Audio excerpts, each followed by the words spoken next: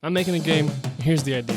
Rich lore, nuanced characters, full-on story, handmade levels, smart AI, multi-phase boss fights, powerful weaponry, paired with a skill tree, banging beats, pixel art that's... neat? I mean, what we have here, folks. Masterpiece. Alright, now let's just put that inside the, how do we, damn it, it's too big. Okay, new idea. No story, but we still want lore and a few characters. And instead of all these handmade levels, we can procedurally generate them instead. And hey, since there's no story, no levels, we can add more enemies, right? And more weapons too. But we still want great pixel art, and maybe we can license some songs instead. And now, wait, this is bigger.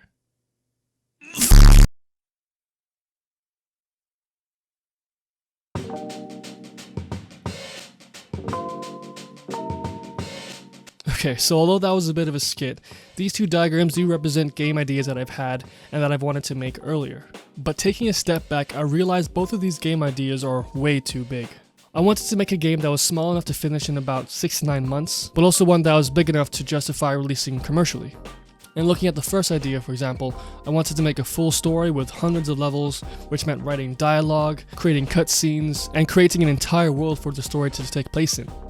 So then I went to another idea where instead of making the content, I thought maybe I can procedurally generate all this content instead. But the problem with ProcGen is that it's like hiring a person to build Legos. The Lego builds you get are only as good as the blocks you give to the builder. So if you only give the builder a few pieces, they can only come out with a very small level of variety.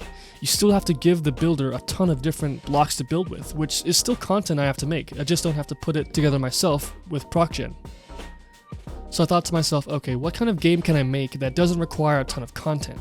Thinking about the levels, I wanted to make a game that only required either one level or maybe a handful of levels.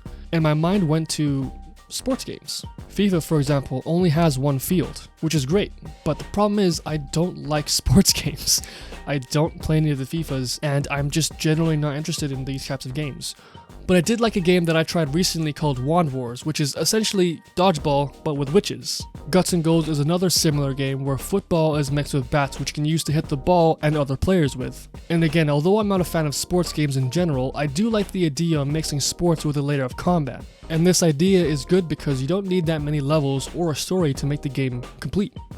You don't need many enemies to litter around the map. You don't need tons of weapons either. All you really need is one map, and instead of multiple weapons, you give each player a set of moves they can do that is easy to pick up but also allows a certain degree of mastery for them as they keep playing the game over and over and over again.